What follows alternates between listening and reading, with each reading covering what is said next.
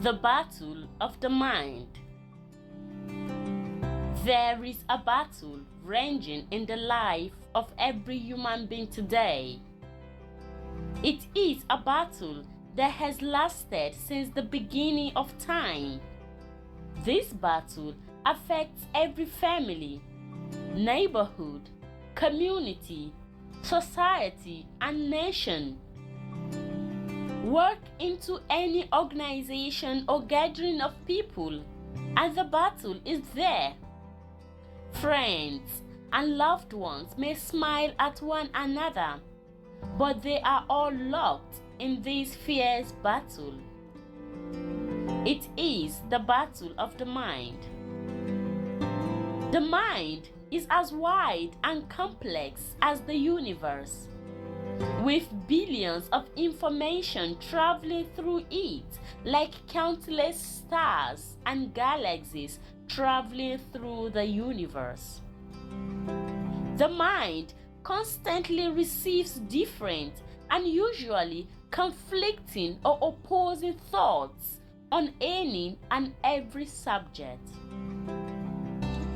It is the clash of these conflicting thoughts, the mental debates about which thought to choose, that is referred to as the battle of the mind.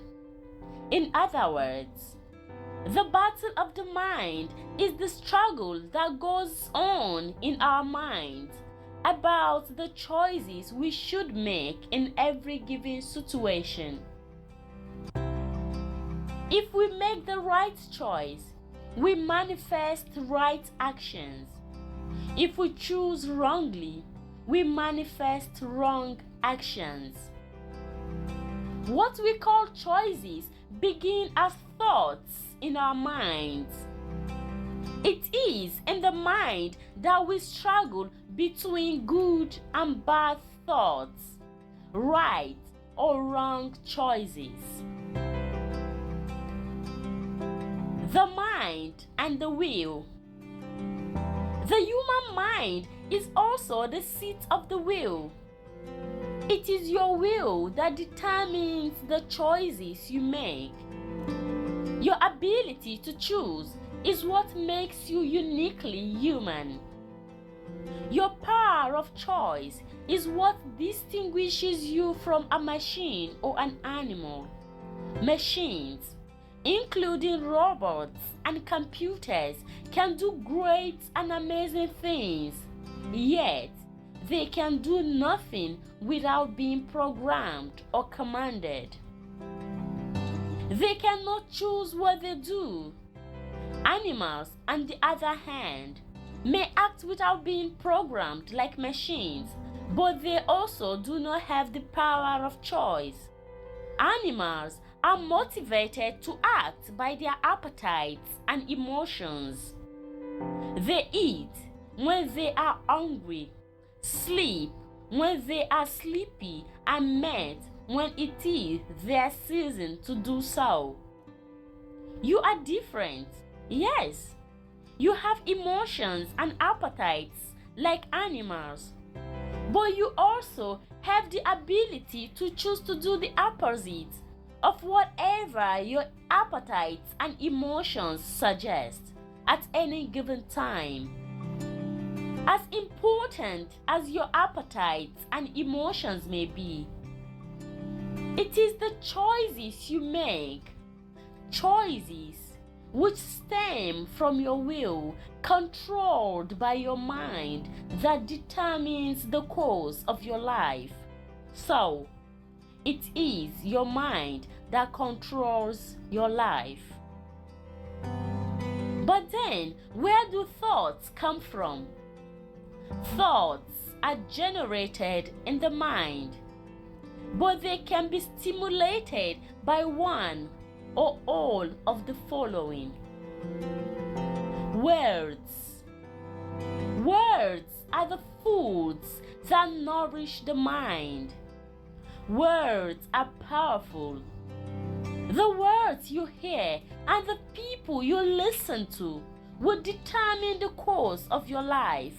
So, Never underestimate the words of a person. Many lives have been ruined because of the words they heard and the people they listened to. Some young people are locked away in prison because of the friends they kept and the words those friends kept feeding into their minds. What you hear will make you or destroy you. It will elevate you or demote you.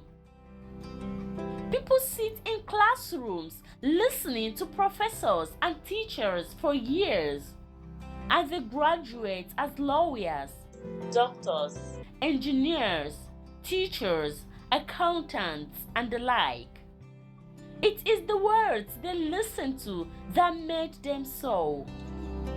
Sportsmen and women may be talented at what they do, but hardly does any talented athlete go on to become a champion or Olympic winner without listening to and training in line with the words of their coaches. Countries, businesses, or communities are great or mediocre, poor or rich as a result of the words of their leaders. The story is often told of how, upon inauguration as President of the United States, the late John F. Kennedy told his countrymen that they will work to put a man on the moon within 10 years. President Kennedy did not live through his first tenure as president, but within 8 years of speaking those words, Neil Armstrong planted the American flag on the moon. Which words are you listening to? Never take any word anybody speaks for granted, because words are seeds, and seeds never die. Images. Apart from the words you hear, your thoughts can also come from the images you see from billboards, television, or real life. For example, a person may see a flashy car on the road, and that image sends an instant message to the mind. The person begins to desire to own that very car or one like it. If the desire for the car gets so strong that the person begins to think of doing anything, including crime, to get the car, that is wrong. Another thought will arise in the person's mind to counteract that first negative thought of doing anything to get the car.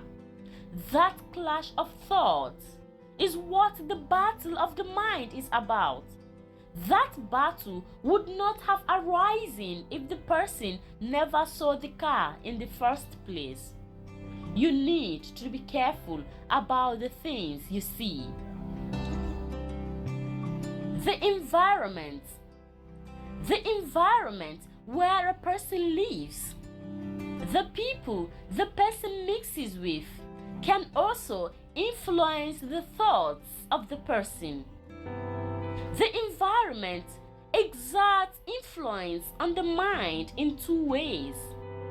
The things children learn from observing their parents or the young from the old, and the need to be like our friends or peer pressure. Terrorism is a big problem in the world today. Young people are joining militant groups and perpetrating all sorts of atrocities. That is because of the environmental influences controlling and shaping their minds. Lots of people have been brainwashed into actions that are inimical to their own welfare as a result of negative indoctrination. Why would a person willingly become a suicide bomber? If not for the negative indoctrination the mind of such a person has received from the environment. Those who keep the company of smokers, alcoholics, drug addicts, and peddlers or prostitutes sometimes end up doing those same things. They may have started out struggling against doing such things, but because they remained in that environment, they eventually succumbed to its negative influence. Control your mind by controlling your consciousness. To control your mind, you have to consciously stabilize your thoughts by focusing on what you really desire. In other words, it is by being conscious, hence mindful of the right things at all times and doing your best to do them. Your consciousness helps build a world around or control your mind so that you do not give in to the excesses of the mind. Your consciousness helps you direct your mind aright. A mind that is not controlled by consciousness is exposed to danger. Consciousness, which breeds self-discipline, is a sure means of controlling the mind and leading it to the right decisions and in the right direction. Religious faiths and organizations across the world need to be praised for regularly engaging their adherents with programs geared towards helping them control their minds aright. These programs can be likened to inductions, which equip the people, small and big, rich and poor, old and young, high and low, with tools for controlling their minds. If religion helps people control their own minds so they don't tilt towards negative thoughts and choices, rehabilitation is one way of helping those who have derailed to once again control their minds.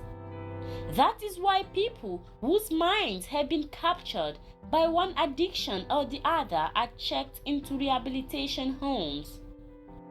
The aim of such rehabilitation is to expose the persons to information and environments that would help them regain control of their minds so they don't end up lost to society and themselves. Groom your consciousness to maturity. A person whose consciousness is alive and strong is able to caution his or herself to avoid or stay away from environments, words, and images that could corrupt, pollute, or poison the mind. Those who are able to control their own minds are the ones we refer to as being mature. Some people have trained their minds towards being a help to society. They do their best to render assistance to others whenever they can. Initially, it's a battle because the natural instincts of man is self first. It is natural for human beings to think of their own well-being and self-satisfaction before considering others, if they bother to consider others at all. But always putting oneself first breeds problems for society and is not conducive for social well-being. The mature ones who understand this fact fight to conquer those thoughts of selfishness in their minds and replace them with thoughts of selflessness. When they win that battle between thoughts of selfishness versus selflessness, It manifests in the altruistic and good deeds they do for others. These people strive to do good at all times. Like the good, learns to conquer the negative, selfish and wrong thoughts of their minds with good thoughts. The evil also learn to conquer the positive, selfless and right thoughts of their minds with wrong thoughts. Also, by persisting in their wrongdoing, they have come to love, enjoy, and grow passionate in doing evil.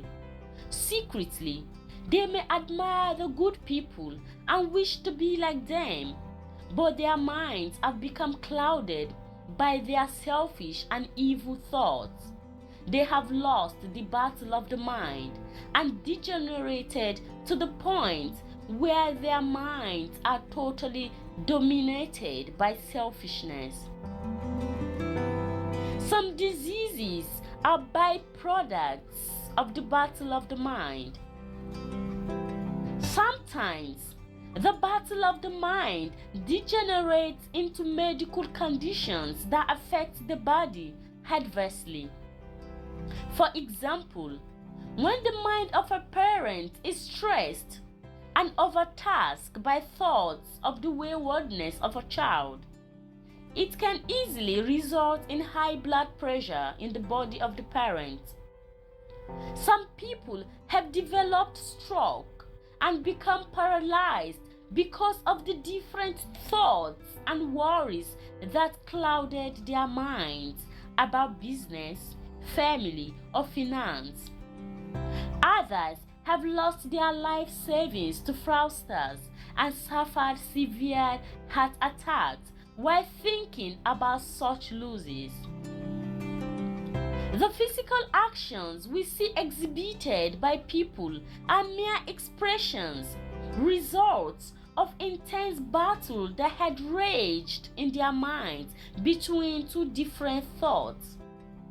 It is after the mind has chosen a particular thought about the other that it transmits corresponding impulses in the form of emotions to the body for eventual manifestation. A provoked mind is dangerous. The human mind is probably the most mysterious and unfathomable thing after God. That is why we say the mind is deep.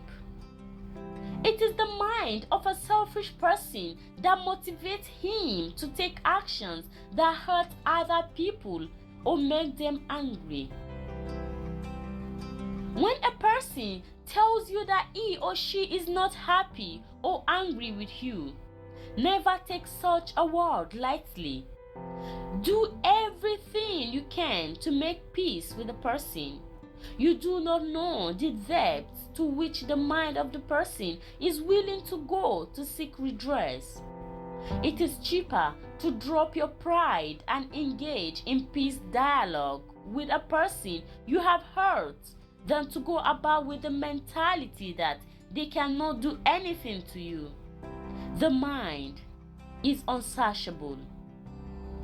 When you are hurting people and they don't retaliate, do not think that it is because they are afraid of you or that they are cowards. No, rather, their calmness is because they have not been pushed to the point where they can no longer tolerate you or control themselves.